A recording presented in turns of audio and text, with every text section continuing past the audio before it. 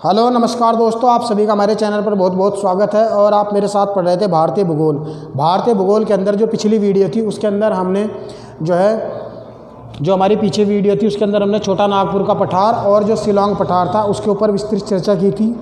और जो आज की वीडियो होगी इसके अंदर हम पढ़ेंगे विंध्य पर्वत श्रेणी और सतपुड़ा पर्वत श्रेणी।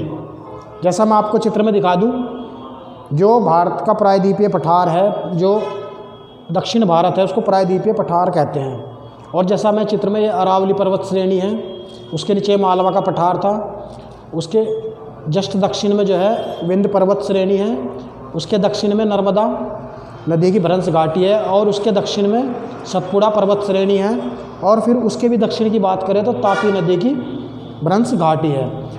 और इसके पूर्व में जो है छोटा नागपुर का पठार है, ये हम पढ़ चुके थे, और इधर शिलांग का पठार है। तो आज हम बात करेंगे जो मालवा पठार के दक्षिण में जो स्थित है विंध्य पर्वत श्रेणी और जो सतपुड़ा पर्वत श्रेणी, हम इस पर बात करेंगे। तो दोस्तों चलो शुरू करते हैं आज की वीडियो। जैसा आज चित्र में देख पा रहे हैं विंध्य पर्वत श्रेणी, सबसे पहला जो पॉइंट है ये मालवा पठार के दक्षिण में स्थित है। कहाँ पे स्थित है? मालवा जो पठार है उसके दक्षिण में स्थित है विंध्य पर्वत श्रेणी। और विंध्य पर्वत श्रेणी का जो पूरा विस्तार है वो मध्य प्रदेश के अंदर ही है। पूरा का पूरा ये श्रेणी जो है वो मध्य प्रदेश के अंदर ही है। जैसा आपको चित्र में मैं दिखा दूँ, आप जैसे चित्र में देख पा रहे हैं, ये इसका पश्चिमी सिरा है और ये पूर्वी सिरा है। तो इसको तीन भागों में विभक्त किया गया है। जो विंध्य पर्वत श्रेणी है, जो इसका पश्चिमी सिरा है उसको बोलते हैं विंध्य पर्वत, जो मध्य भाग है उसको भांडेर पर्वत, और इसको पूर्वी सिरे को कैमूर पहाड़ियाँ बोलते हैं। तो इसका भांडेर व कैमूर ये दोनों जो है विंध्य पर्वत के ही अलग अलग नाम है। अगर हम सबसे पूर्वी पहाड़ी की बात करें तो कैमूर ये भी पूरी तरह मध्य प्रदेश के अंदर ही है। जैसे पश्चिम में विंध्य पर्वत, उसके पूर्व में जाएंगे हम तो भांडेर पर्वत, उसके और पूर्व में जाएंगे तो कैमूर पहाड़ियाँ। इन तीनों पहाड़ियों को मिलाकर जो विंध्य पर्वत श्रेणी बनती है। आइए हम बात करते हैं, अगर हम उत्तर से दक्षिण की बात करें क्रम की, तो सबसे उत्तर में आएगा विंध्य पर्वत श्रेणी। इसके जस्ट दक्षिण में जो है नर्मदा नदी की भ्रंश घाटी है, उसके दक्षिण में सतपुड़ा पहाड़ी, और उसके दक्षिण में तापी नदी की भ्रंश घाटी है। ये इनका उत्तर से दक्षिण क्रम भी है, उत्तर से दक्षिण क्रम। जैसा आप चित्र में देख पा रहे हैं, आप यहाँ पर एक बार देख लो, ये विंध्य पर्वत श्रेणी है, इसके दक्षिण में नर्मदा, उसके उधर सतपुड़ा, दक्षिण में सतपुड़ा पर्वत श्रेणी, और उसके फिर दक्षिण में जो है तापी नदी है, जो खंबात की खाड़ी में अपना जल गिराती है अरब सागर के अंदर। आइए अब हम बात करते हैं सतपुड़ा पर्वत श्रेणी। भारत में एकमात्र ब्लॉक पर्वत का उदाहरण है, एकमात्र ब्लॉक पर्वत का उदाहरण है जो सतपुड़ा पर्वत श्रेणी। इसके उत्तर में अगर हम बात करें, सतपुड़ा पर्वत श्रेणी के उत्तर में नर्मदा भ्रंश घाटी है, और इसके दक्षिण में जो है तापी नदी की भ्रंश घाटी है। आइए मैं आपको समझा देता हूँ कि ब्लॉक पर्वत क्या होता है। दो नदियों की अगर भ्रंश घाटी के बीच में कोई पर्वत पाया जाता है उसको हम ब्लॉक पर्वत कहते हैं। जैसे ये समतल मैदान है और इसका इधर वाला हिस्सा और इधर वाला हिस्सा नीचे धंस जाता है, और जो बीच का जो हिस्सा रहता है वो उभरा रहता है, तो उससे इधर और इधर नर्मदा नदी की भ्रंश घाटी का हिस्सा, और जो इधर है तापी नदी का जो भ्रंश घाटी का हिस्सा है वो नीचे दब गया है, और जो बीच में जो उठा हुआ हिस्सा है उससे एक ब्लॉक पर्वत का निर्माण होता है, जिसको हम कहते हैं सतपुड़ा पर्वत श्रेणी। सतपुड़ा पर्वत श्रेणी।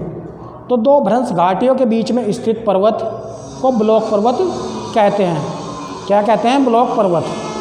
जैसा आप चित्र में देख पा रहे हैं, मान लिया ये एक भ्रंश घाटी है, भ्रंश घाटी, और एक भ्रंश घाटी ये है।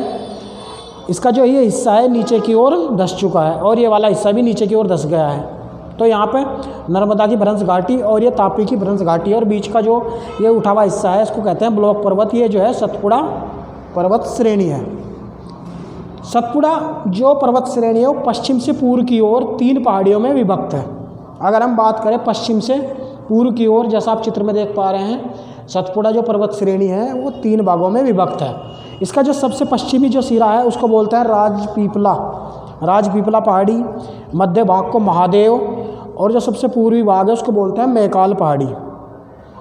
और जो महादेव जो मध्य वाली है उसी के ऊपर इसकी सर्वोच्च चोटी स्थित है, जिसका नाम है धूपगढ़। धूपगढ़ जो है सतपुड़ा पर्वत श्रेणी की सर्वोच्च चोटी है धूपगढ़, जो महादेव पहाड़ी पर स्थित है। इसका मध्य भाग है, और जो मैकाल पहाड़ी है इसका जो सबसे पूर्वी सिरा है उसके ऊपर सर्वोच्च चोटी जो है वो अमरकंटक है, अमरकंटक। और जो मैकाल जो पहाड़ी है ये मध्य प्रदेश और छत्तीसगढ़ की सीमा भी बनाती है, मध्य प्रदेश और छत्तीसगढ़ की सीमा बनाती है मैकाल पहाड़ी। और जो अमरकंटक जो सर्वोच्च चोटी है यहाँ से दो महत्वपूर्ण नदियाँ निकलती है, नर्मदा जो पश्चिम दिशा की ओर अपनी भ्रंश घाटी में बहते हुए खंबात की खाड़ी में अपना जल गिराती है अरब सागर के अंदर, और एक उत्तर दिशा की ओर बहते हुए सोन नदी निकलती है जो गंगा में जो है बिहार के पास एक गांव के पास अपना जल गंगा में गिराती है। तो दो महत्वपूर्ण नदियां हैं सोन और नर्मदा नदी। और जो सतपुड़ा श्रेणी है उसका विस्तार 3 राज्यों के अंदर है। राजपीपला जो है वो गुजरात और महाराष्ट्र के अंदर, महादेव जो है वो मध्य प्रदेश के अंदर, जो मैकाल है वो मध्य प्रदेश के अंदर स्थित है। तो दोस्तों ये थी आज की वीडियो, मिलते हैं जस्ट इन अगली नेक्स्ट वीडियो में। Thank you so much.